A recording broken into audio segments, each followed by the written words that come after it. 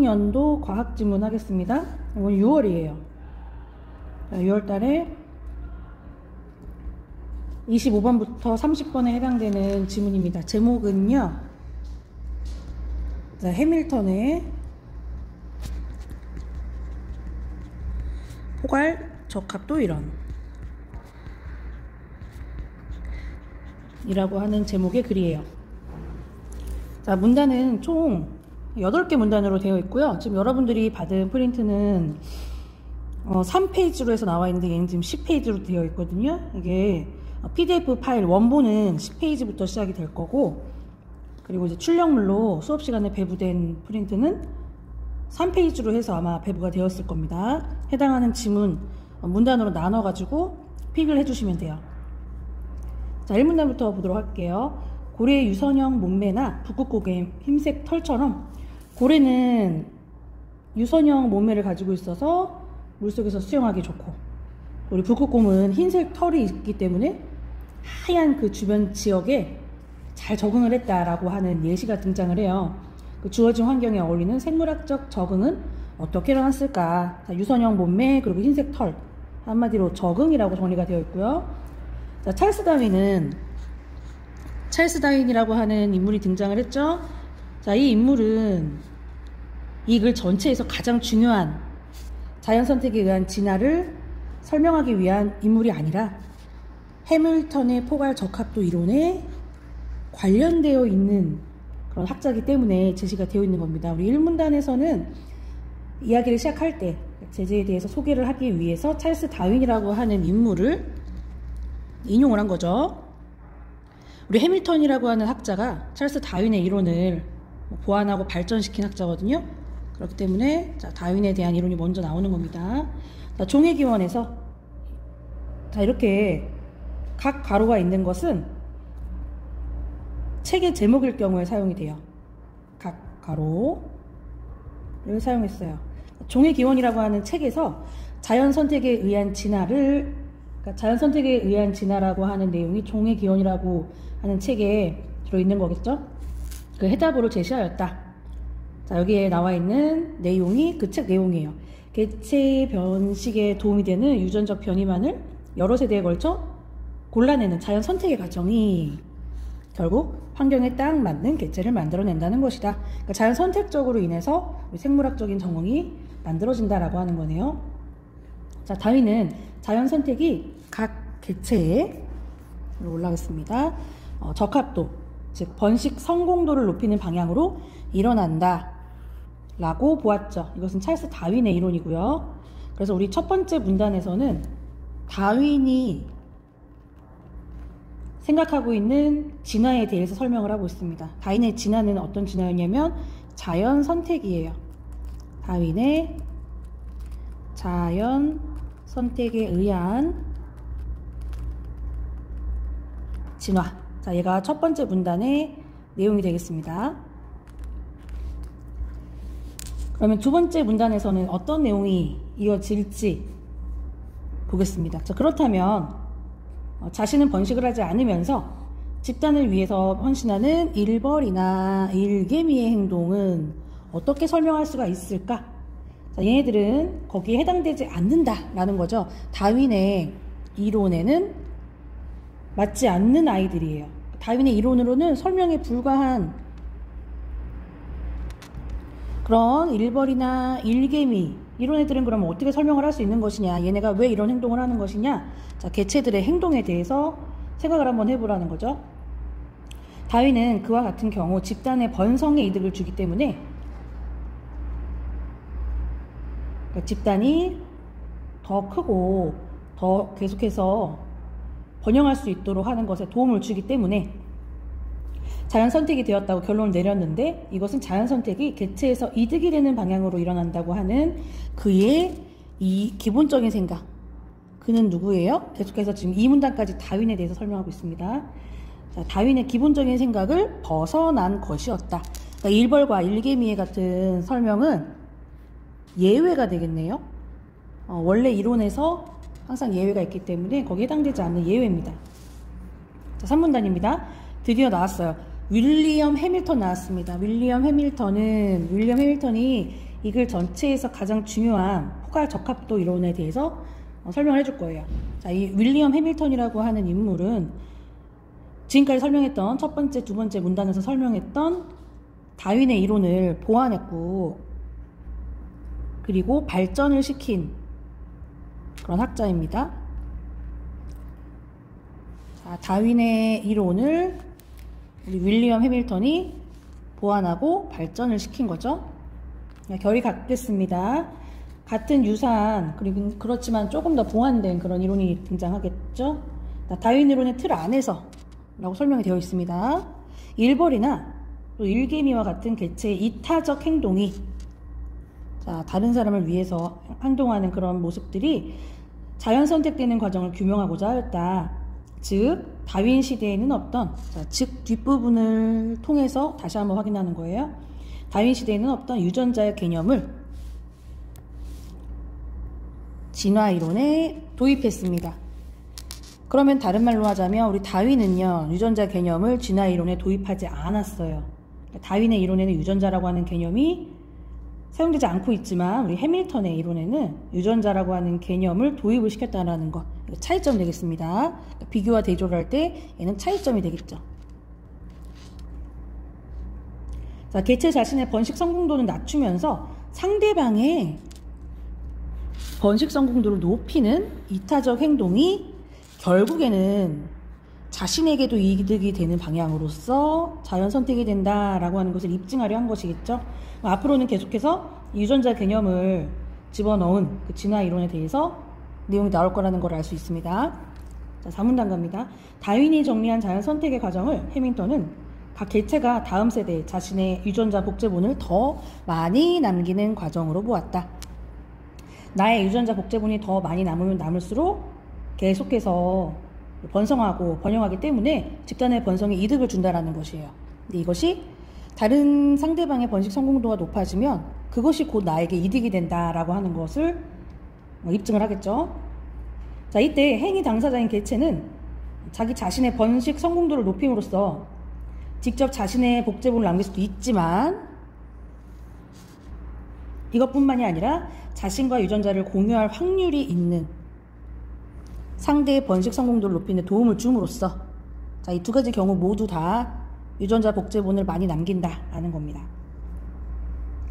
자, 쉽게 설명하자면 철수는, 자, 이것에 대한 예시가 나와요. 위에서 말한 이론에 대한 예시가 나옵니다. 자, 철수는 스스로 자식을 많이 낳음으로써, 자, 얘는 1번, 동그라미 1번과 같죠. 위에 있는 유전자 복제본, 자신의 것을 남기는 거. 직접 자신의 유전자 복제본을 다음 세대에 남길 수도 있지만 두 번째 경우, 자, 두 번째 경우는 뭐예요? 이타적인 행동들을 하는 겁니다. 내가 직접 하는 게 아니라 다른 사람이 번식 성공도를 높일 수 있도록 내가 도와주는 거. 유전자를 공유하고 있는 동생 영수가, 자, 영수라고 하면은 철수랑 같은 게 아니라 철수와 유전자가 비슷한 공유할 확률이 있는, 자, 영수라고 하면은 공유할 확률이 있는 상대를 설명하는 거죠. 자식을 많이 낳을 수 있도록 도움으로써, 자, 이가 두 번째 경우입니다. 자신의 유전자 복제본을 다음 세대에 남길 수도 있는 것이다. 즉, 내가 낳는 것도, 그리고 두 번째로는 나와 유전자를 공유할 확률이 있는 상대가 낳는 것도 둘 다 똑같이 번식 성공도가 높아진다라는 것이죠. 자, 예를 다시 한번 얘기합니다. 해밀턴은 전자를 직접 적합도, 유전자 복제본을 자신이 남기는 것, 예시로는 철수가 자식을 낳는 것, 그리고 두 번째로는 간접 적합도를 높이는 것. 간접 적합도라고 하는 것은 자신과 유전자를 공유할 확률이 있는 상대, 다른 말로 하면 동생 영수가 자식을 많이 낳을 수 있도록 도와주는 것, 이 두 가지로 설명을 했습니다. 자, 개체의 자연 선택은 이 두 가지를 합해서 포괄 적합도로 나타난다. 포괄 적합도가 높아진다 라고 보았습니다. 다시 한번 정리를 해보시면 우리 포괄 적합도라고 하는 것은 직접 적합도에 플러스 간접 적합도가 더해진 것이다. 그러니까 직접 적합도가 높아지고 간접 적합도가 높아지면 당연히 포괄 적합도는 높아지겠죠. 둘 중에 하나를 높이는 것 모두 다 포괄 적합도를 높게 하는 방법이다 라고 했습니다. 자, 다섯 번째 문단 봅시다. 해밀턴에 따르면, 자, 우리 해밀턴의 계속 이론에 집중해서 보고 있습니다. 이타적 행동 또한, 이타적 행동이라는 것은 무엇이었냐면은 다른 사람 도와주는 거예요. 자신의 이득보다 다른 사람을 위해서 노력을 하는 것이기 때문에 여기서 보시면은 1번이나 1gem이 나왔고요. 그리고 우리 동생 영수를 도와주는 것이라고 할 수 있죠. 이타적 행동 또한 개체의 포괄 적합도를 높이는 방향으로 자연 선택이 일어난다. 자, 그런데 이타적 행동은 개체 자신의 번식 성공도인 직접 적합도를 낮추게 되므로 이타적으로 행동을 하면은 본인의 적합도가 낮아진다는 거예요. 그를 상쇄하고도 남을 정도로 간접 적합도를 높일 수 있어야만, 그러니까 이것의 간접 적합도를 높였을 때 있는 이득이 더 커야지만 자연선택이 일어날 수 있다라는 거죠. 즉, 개체 자신이 남기는 유전자 복제분에 대한 손실보다 잃는 것보다 얻는 게 더 많아야 된다는 거예요. 상대방을 통해서 남기는 복제분에 대한 이득이 더 클 때 이타적 행동은 선택이 된다. 자연적으로 선택이 되는 것이다. 뭔가 얻는 게 있어야만 그것을 선택을 하는 거예요. 그냥 선택을 하는 것이 아니라 만약에 상대방을 통해서 남기는 유전자 복제분이 더 적어요. 그리고 내가 남기는 것이 직접 남기는 것이 더 커. 그럼 당연히 선택할 필요가 없게 되겠죠. 하지만 선택을 한다는 것은 그것에 대한 이득이 있기 때문에 선택을 하는 겁니다. 자, 이때 개체와 상대방이 유전자를 공유할 확률을 유전적 근연도라고 하는데, 동생 영수, 철수 동생 영수. 자, 유전적으로는 100% 같은 경우에는 1이라고 부릅니다. 자, 100% 같은 경우에는 1이라고 불러요. 유전적 근연도의 값이 클수록 개체와 상대방의 유전자를 공유할 가능성이 큽니다. 이 값이 크면 클수록 유전자가 더 흡사해진다라는 거예요. 공유할 가능성이 더 크다. 개체가 상대방을 통해 자신의 유전자 복제분을 남길 수 있는 가능성도 또한 커지게 되겠죠. 자, 이를 바탕으로 해밀턴은 아래와 같이 규칙을 도출합니다. 자, 그 규칙을 이렇게 아래에다가 정리를 해놨습니다. RB는 C보다 커야 된다. 이렇게 나와 있어요. 즉, 이타적 행동은 지금 여기 있는 이 공식이 위에 있는 공식을 그대로 옮겨놨다라고 생각하면 돼요. 다음 부호를 사용한 거죠. 기호를 사용했어요. 자, 그로 인해 상대방이 얻는 이득을 B로 놨고요. 1보다 작은 유전적 근연도를 R로 놨습니다. 얼마큼 공유할 가능성이 큰가? 비슷한가? 개체가 감수하는 손실은 C로 놨습니다. 보다 클 때, 자, 이 클 때라고 하는 것이 중요합니다. 이게 적으면 선택할 필요가 없어요. 크기 때문에 선택합니다. 자연 선택된다는 것을 확인할 수 있었다. 자, 이러한 해밀턴의 규칙은 이득, 손실, 유전적 근연도라고 하는 이 세 가지, 이득은 B, 다음 손실은 C, 유전적 근연도는 R로 해서 변수를 활용해서 이타성 진화하는 조건을 알려줬습니다. 자, 이제 마지막 문단, 8번째 문단이고요. 우리 여러분들이 가지고 있는 유인물에는 아랫부분에, 제일 마지막 부분에 오른쪽 위에 있습니다. 자, 해밀턴의 포괄 적합도 이론은, 자, 해밀턴의 포괄 적합도 이론, 이 글의 제목이기도 해요. 자, 이 이론을 마지막으로 정리하면서 그것이 가지고 있는 가치, 어떤 의의가 있는지, 자, 이것을 얘기해 줄 거예요. 다윈의 이론을 발전시켰습니다. 그대로 가지고 와서 계승을 하면서 보완을 하고 발전시켰다라고 했죠. 자, 이타성이 왜 진화했는지를 매끄럽게 설명을 하면서 첫 번째로 의의 첫 번째예요. 진화 생물학자들이 이타적 행동에 대해서 통찰력 가질 수 있게 했고요. 그 다음에 두 번째 의의는 자연 선택이 유전자의 수준에서 일어난다는 점을 분명히 해서 진화에 대한 연구의 길잡이가 되었다라고 하는 이론의 두 가지 의의에 대해서도 마지막으로 다시 한번 정리를 해주고 있습니다. 자, 그럼 이제 문제를 한번 풀어보겠습니다. 자, 문제는 25번부터 30번까지 문제가 있어요.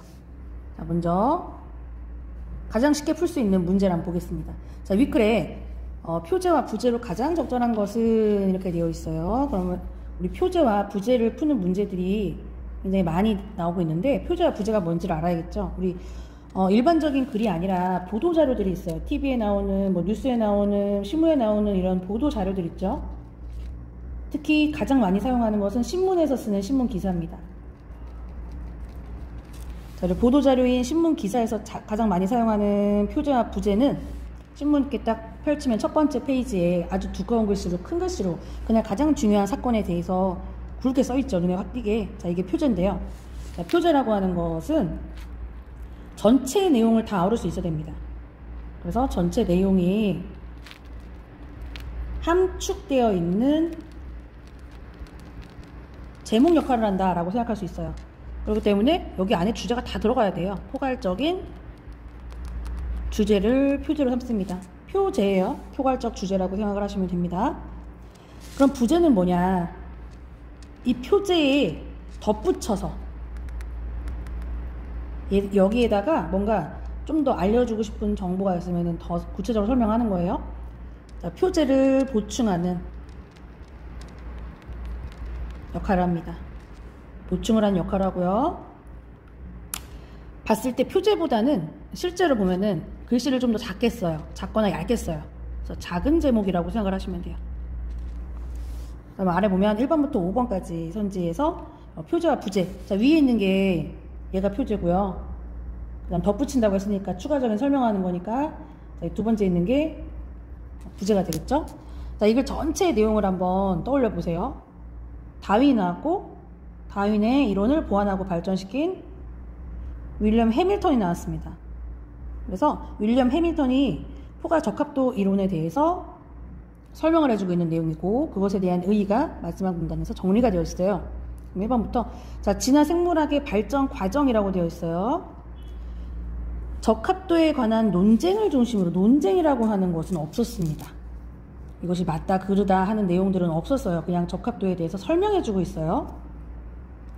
다음 두 번째 해밀턴 규칙의 성립 조건이 나왔는데 유전자, 개체, 집단 뭔가 세 가지 그럴듯합니다. 하지만 위계성 이런 거 없었으니까 다시 한번 이 세 가지 나온 부분을 가서 눈으로 직접 보면은 유전자와 개체와 집단이 아니에요.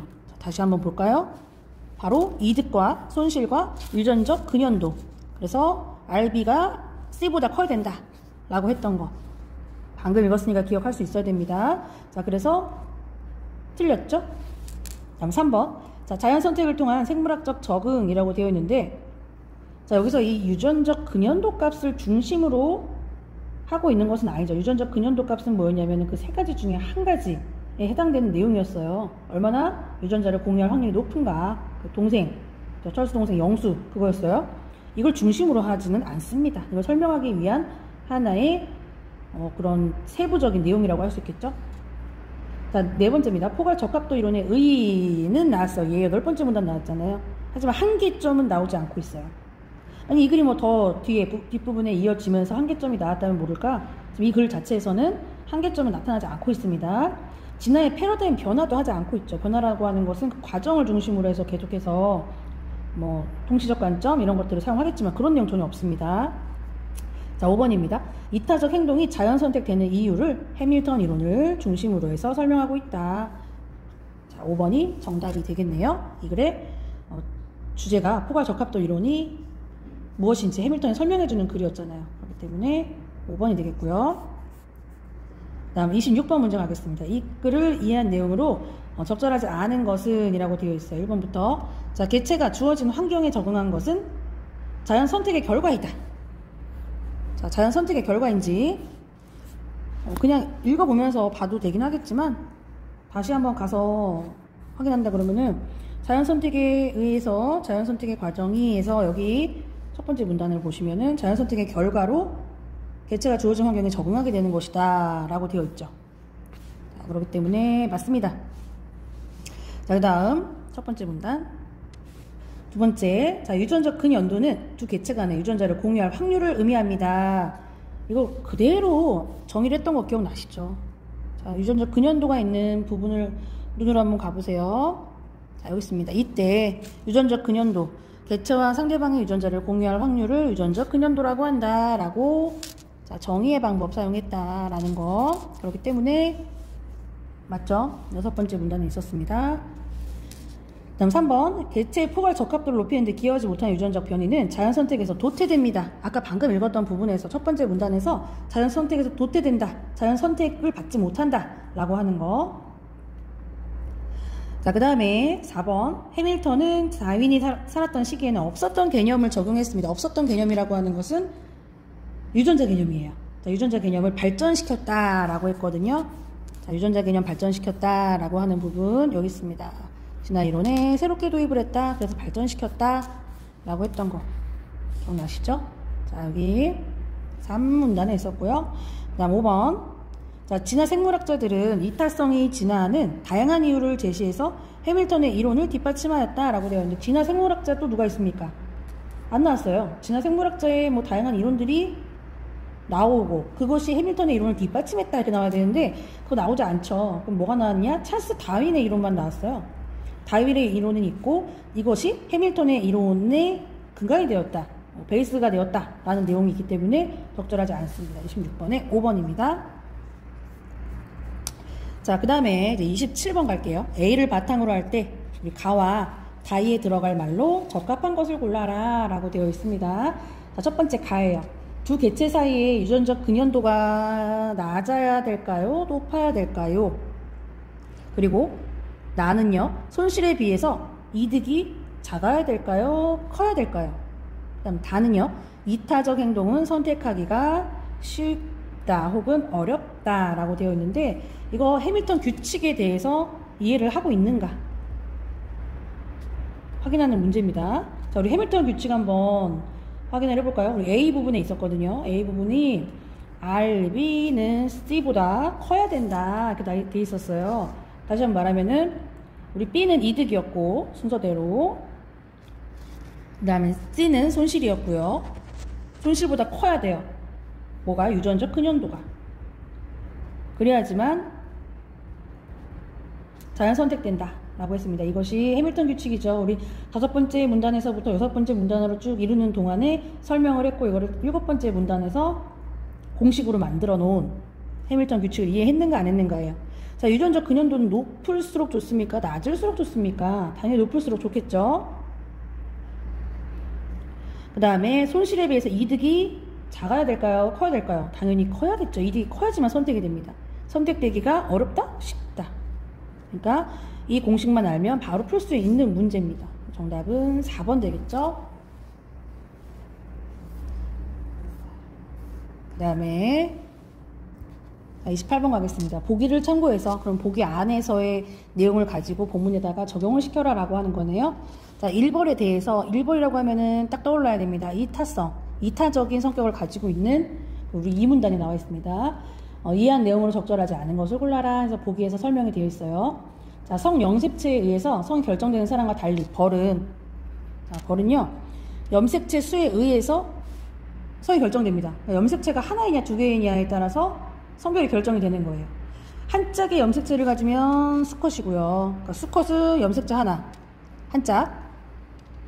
그 다음에 두 짝의 염색체를 가지면 암컷이 됩니다. 암컷들은 수벌액에서 받는 한 짝의 염색체는 공유하고요. 나머지 하나는 여왕벌이 가지고 있는 두 짝의 염색체 중에서 하나를 물려받습니다. 하나는 공유를 하고 똑같이, 그리고 하나는 이제 물려받아요. 이렇게 해서 두 개가 되는 거죠. 두 짝, 두 세트가 되는 거예요. 이 두 세트가 있으면은 암컷. 이 두 세트 중에서 한 세트만 있다. 그러면은 수컷이 되는 거죠.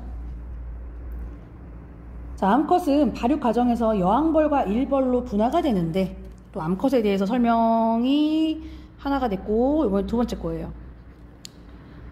첫 번째는 여왕벌이 되거나 두 번째는 일벌이 되는데, 그 중에 일벌은 번식을 포기하고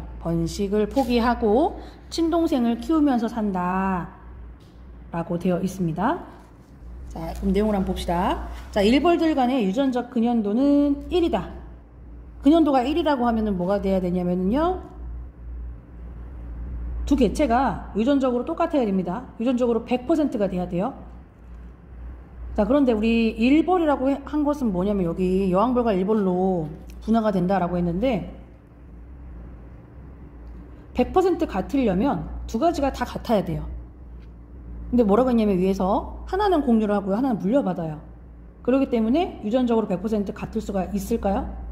하나는 물려받아서 공유를 하지만 이것까지는 똑같죠. 다른 하나는 여왕벌이 가진 두 짝 중에 하나를 물려받는 거예요. 그렇기 때문에 유전적 근연도 100%로 유전자가 같을 경우는 없습니다. 거의 드물겠죠. 없습니다. 근연도는 1이 될 수가 없어요. 그럼 다른 것들도 한번 볼까요?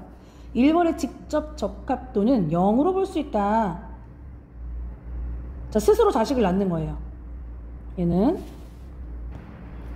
자, 그렇기 때문에 직접이니까 간접이 아니라 직접입니다. 자신의 유전자 복제본을 다음 세대에 남기는 것. 자, 0으로 볼 수 있다. 맞죠? 번식을 포기하고 친동생을 키우며 살아가잖아요. 3번입니다. 이타적 행동입니다. 친동생 키우며 살아가는 거니까. 다음 4번. 간접 적합도를 높이는 방법으로 내가 아니라 다른 사람이 할 수 있게 나는 번식을 포기해요. 대신 간접 적합도를 높여서 나와 유전자의 그런 공유되는 부분이 많은 대상에게 번식 성공도를 높이는 것에 도움을 주는 거죠. 간접 적합도를 어떻게 높입니까? 우리 여왕벌에게 도움을 주는 거죠. 그렇기 때문에 4번 맞고요.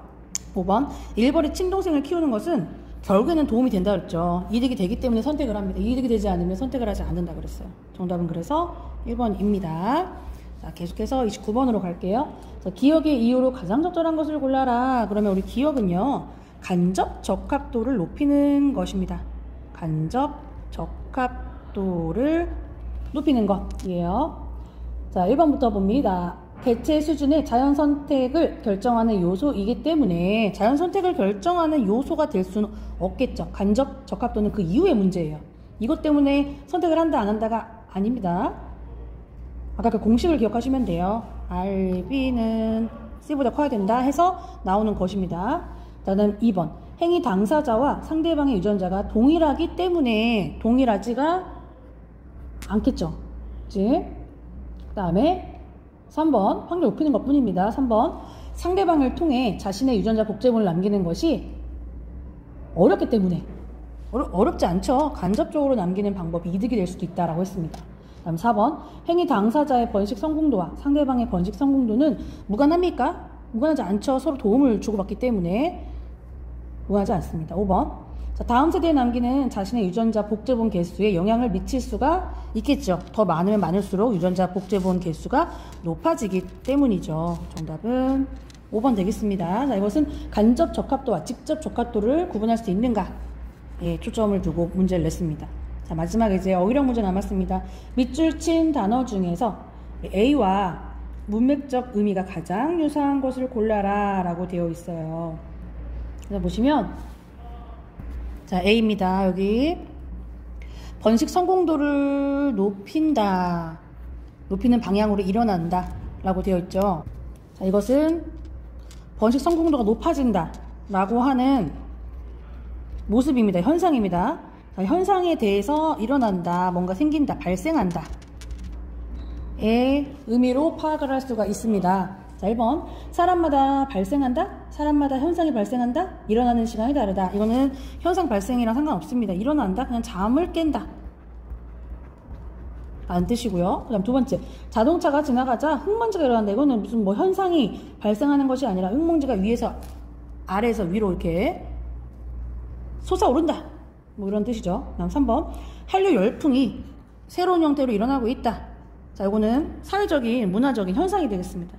그래서 문화적 현상이 발생한다. 굉장히 유사하죠. 흡사한 문장이고요. 4번. 심사 결과를 발표하자 큰 환호성이 일어났다. 소리가 만들어지다, 소리 생기다, 이런 거고요. 5번. 그들은 자리에서 일어났다.